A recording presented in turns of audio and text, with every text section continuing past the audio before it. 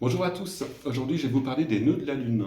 Alors j'ai l'impression que c'est un sujet qui est très à la mode, mais c'est pas étonnant quand on voit tout l'essor de ce qui concerne le développement personnel et le bien-être en général. C'est un peu dans l'air du temps. Et l'étude de ces nœuds dans un thème astral répond en partie à ces questionnements sur notre épanouissement et notre chemin de vie.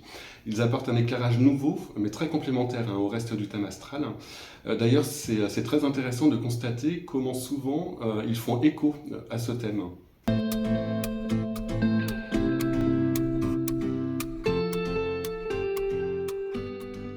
Alors, les nœuds de la Lune, qu'est-ce que c'est concrètement? Donc, ce ne sont pas des astres, comme le Soleil, Saturne ou encore Chiron, un astéroïde, mais ce qu'on appelle des points fictifs. Ils représentent deux points situés de part et d'autre de la Terre, mais qui ne sont pas matérialisés par un objet physique. Voici un schéma pour comprendre de quoi on parle. Donc vous allez voir, c'est très simple. Donc voici la Terre. On va considérer les choses d'un point de vue géocentrique, c'est-à-dire vue de la Terre, vue d'ici. En jaune, vous avez l'orbite du Soleil. C'est la course apparente du Soleil vue de la Terre. On l'appelle l'écliptique. En rouge, vous avez l'orbite de la Lune, donc la course de la Lune vue d'ici. Ces deux orbites sont légèrement décalées d'un peu plus de 5 degrés, si bien qu'elles se croisent en deux endroits, et ces deux points d'intersection, qui sont opposés l'un à l'autre par rapport à la Terre, sont appelés nœuds lunaires, ou nœuds de la Lune. Il y a un nœud nord et un nœud sud. Alors le nœud nord est parfois appelé tête du dragon, et le nœud sud queue du dragon. Alors sur une carte zodiacale, on les représente comme ça. Donc j'ai remis la Terre pour montrer qu'elle se situe toujours au centre du zodiaque, même si on ne la représente pas en astrologie. Vous avez donc les nœuds lunaires en vert, le nœud nord est à gauche et le nœud sud est à droite. On voit bien qu'ils sont à l'exact opposé l'un de l'autre. Alors ces deux points ne sont pas fixes, ils évoluent dans le temps. Ils tournent autour du zodiaque assez lentement, puisqu'ils en font le tour en un peu moins de 19 ans. Sur ce schéma, vous avez leur position au 9 novembre 2023. Le nœud nord est à 24,50 degrés du bélier et le nœud sud à 24,50 degrés de la balance. Alors si on regarde dans les éphémérides, c'est le bouquin qui nous donne la position de toutes les planètes et des points fictifs pour chaque jour. On voit qu'il existe deux nœuds nord. Alors on nous donne la position des nœuds nord uniquement, on en déduit celle du nœud sud qui est à l'opposé sur le zodiaque. Il y a donc le nœud nord vrai et le nœud nord moyen. Alors en fait, le nœud nord vrai, qui a sa position réelle, n'a pas une course régulière. Il rétrograde très souvent, donc il recule sur de courtes distances avant de repartir en avant. Il a aussi des phases où il semble s'arrêter avant de reprendre sa course. On le voit bien ici, où on voit son parcours sur 2 ans. Donc on voit que ce n'est pas très fluide, il avance par à-coups. Le nœud moyen représente le même point, mais avec une course lissée, entre guillemets. Sa vitesse a été recalculée. Il n'y a donc plus ces interruptions, il avance de façon beaucoup plus régulière, linéaire. Ici, vous avez les nœuds moyens sur la droite. Alors les astrologues utilisent l'un ou l'autre, mais ça ne fait pas de grands changements, car les deux n'ont jamais un écart de plus de 2 degrés. Donc qu'on prenne l'un ou l'autre, ça ne change pas énormément de choses. Alors, autre chose à savoir, les nœuds de la Lune avancent dans le sens inverse de celui des planètes. Ils vont des poissons vers le bélier et non du bélier vers les poissons. Alors, que représentent les nœuds de la Lune en astrologie? Souvent, on en parle d'un point de vue karmique. Le nœud sud représentant ce avec quoi on arrive sur Terre, donc ce sont nos dons, nos acquis, nos bagages, notre karma en quelque sorte. Et le nœud nord, ce vers quoi il faut tendre pour faire progresser son âme. On peut également les considérer d'un point de vue plus général, qu'on croit ou non à la réincarnation. Ils représentent dans tous les cas un chemin de progression personnelle. Alors l'étude des nœuds ne peut pas se faire sans l'étude complète du thème astral. Je peux toutefois vous donner quelques indications générales sur la position de ces nœuds. Alors la position du nœud sud, en signe et en maison, représente ce que naturellement, instinctivement, on sait faire. Il montre donc nos qualités, nos défauts, nos dons, nos bagages. C'est ce qu'on doit utiliser pour se diriger vers son point opposé, le nœud nord. Mais cela ne se fait pas tout seul. Il y a vraiment une démarche consciente à faire, car le nœud nord est un point inconnu. Et parfois, il y a une certaine appréhension à s'y diriger. Par contre, le nœud nord apportera une satisfaction qui va venir nourrir le nœud sud. Il y a donc une sorte de circulation d'énergie entre les deux. Alors la tentation, souvent, sera de rester dans son nœud sud, car c'est un point qui est inné, facile, alors qu'aller vers le nœud nord demande un effort. il y a un danger de se cristalliser au nœud sud, en particulier sur ses défauts, donc les défauts du signe et les excès liés à sa maison. Si on ne va pas vers le nœud nord, on ne développera que les défauts du nœud sud. Alors le nœud sud n'est pas mauvais en soi, aucun point du zodiaque n'est mauvais. Ce qui est contre-productif et qui va à l'encontre de notre évolution, c'est d'y rester et d'y stagner. Alors un autre danger est de basculer à l'excès d'un pôle à l'autre. Il ne faut pas oublier que ces nœuds sont en opposition, et donc c'est le risque dans toute opposition, y compris une opposition de planètes. On peut vouloir aller vers le nœud nord trop fortement, du coup l'appréhension devient trop grande, on a peur, et on retourne vers le nœud sud pour y rester, car c'est plus confortable. Alors dans un thème astral, les nœuds de la Lune peuvent se trouver proches de certaines planètes. Les planètes conjointes au nœud sud, donc situées juste à côté, sont des fonctions psychologiques qui nous sont familières et dont on doit profiter pour aller vers le nœud nord. Par exemple, Saturne conjoint au nœud sud va nous indiquer des qualités saturniennes chez la personne, donc qu'elles soient bonnes ou mauvaises, mais si on ne développe pas le nœud nord, il y a un risque d'enfermement dans une rigidité, une sévérité, voire des peurs ou de la dureté. Autre exemple, un soleil conjoint au nœud sud procurera naturellement un certain rayonnement, des facilités à convaincre, et il faudra s'en servir pour aller au nœud nord. Et le danger est de s'enfermer dans un narcissisme, une autosatisfaction, voire de l'orgueil ou de l'égocentrisme. Alors les planètes conjointes au nœud nord sont des fonctions psychologiques à développer de façon consciente. Elles peuvent nous paraître plus étrangères au départ, mais on tirera beaucoup plus de satisfaction à les utiliser, en particulier à la manière dont nous l'indique le signe où elles se trouvent et dans le secteur de vie de la maison concernée. Alors en revanche, les planètes en carré à l'axe des nœuds dans un thème astral peuvent détourner la personne de son chemin de progression personnelle. Il faudra en prendre conscience et rester vigilant à ne pas surinvestir cette planète, qu'elle ne devienne pas un but en soi. Alors je vais maintenant vous donner quelques significations sur la position des nœuds en signe. Alors je rappelle qu'il s'agit de symboles, et donc leur interprétation est quasi illimitée.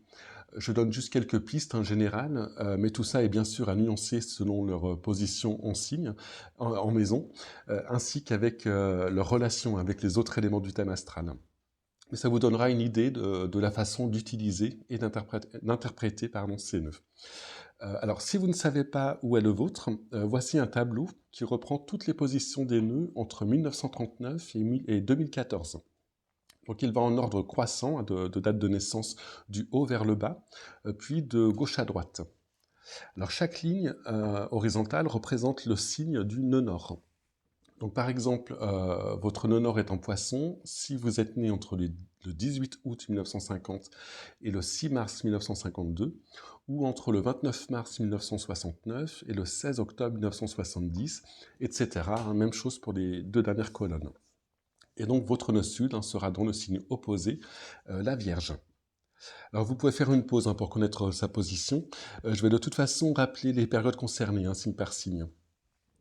Donc vous pouvez aller directement maintenant sur votre signe en cliquant dans le sommaire de la description. Alors nœud nord en balance et nœud sud en bélier. Alors un nœud sud bélier aura naturellement des qualités d'enthousiasme, de sincérité, un côté très actif, dynamique, spontané, une certaine fraîcheur, un côté jeune. Et il faudra aller vers le nœud nord balance en développant l'écoute, en allant vers les autres, en développant une recherche d'équité et de justice. Il faudra prendre le temps de tirer parti des expériences bélier pour aller vers l'autre. Alors le danger est d'être toujours dans l'action et pas assez dans l'écoute. Il faut donc prendre le temps de s'arrêter, de se faire plaisir, de prendre soin de soi.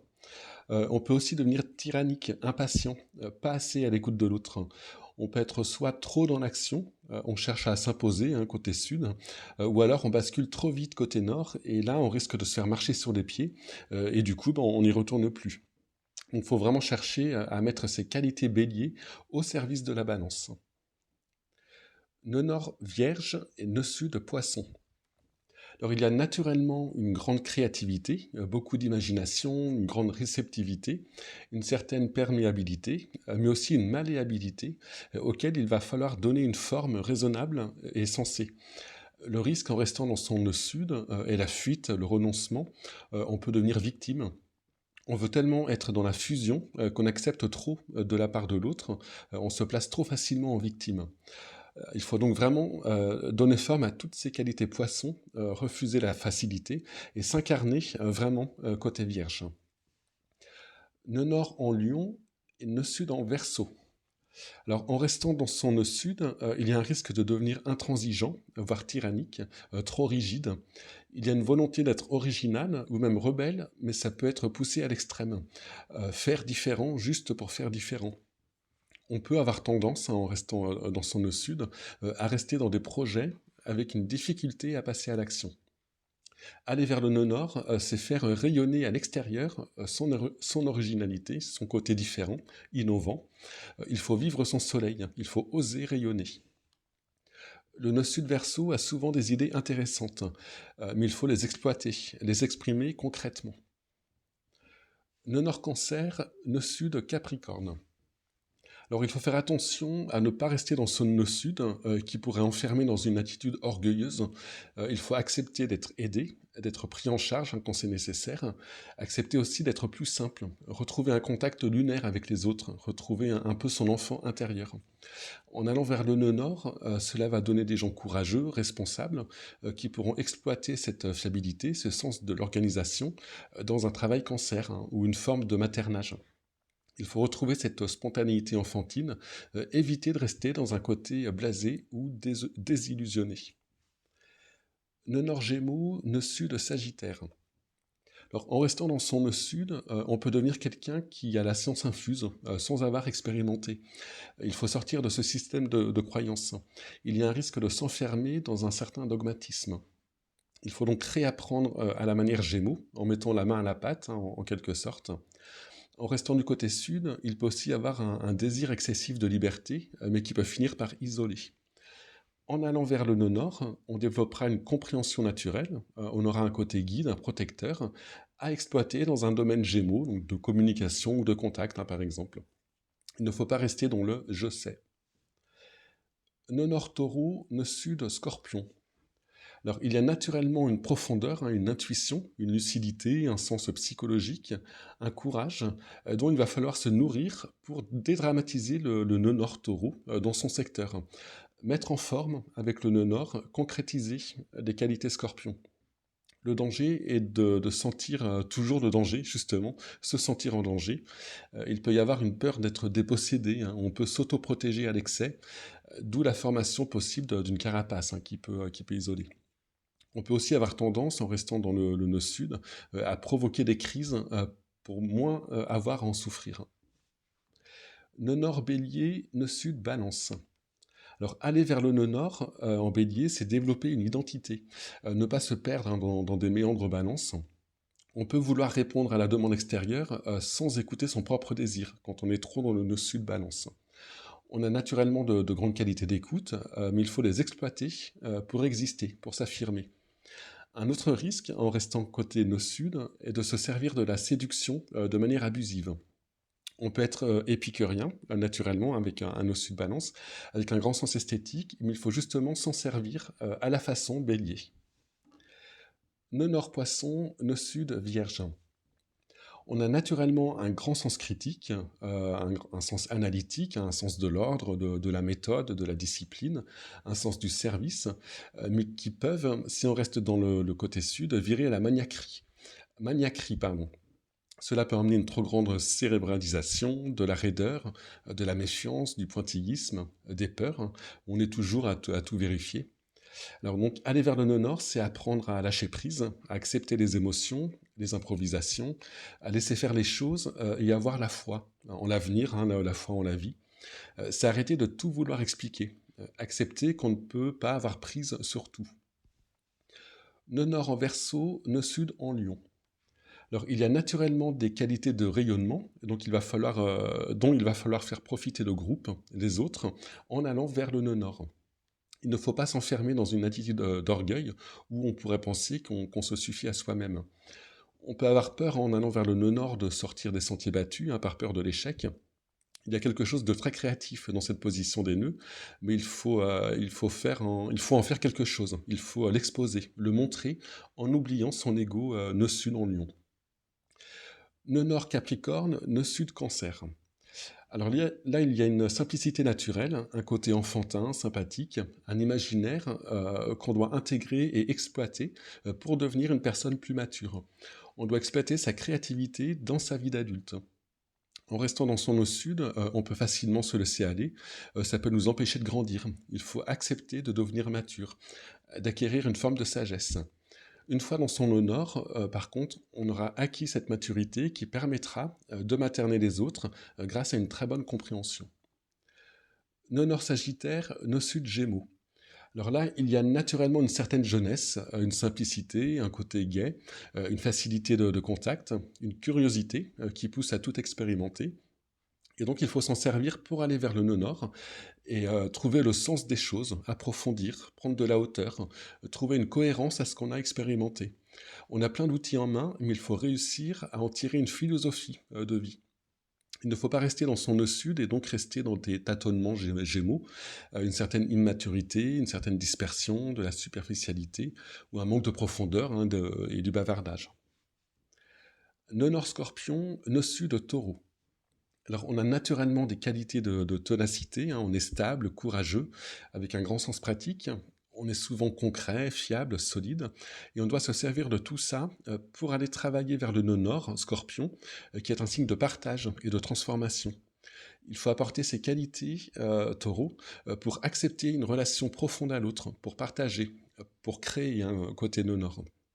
Le risque de rester dans son nœud sud est donc de rester cramponné à ses acquis, à ce qu'on connaît, de ne rien lâcher et de ne rien donner, à rester centré sur ce qu'on a mis en place. Il faut accepter le changement. Alors je rappelle que tout ça ne sont que des exemples d'interprétation, des pistes. En tout cas, on a fait le tour pour les nœuds de la Lune. Je vous remercie de m'avoir écouté et je vous dis à très bientôt.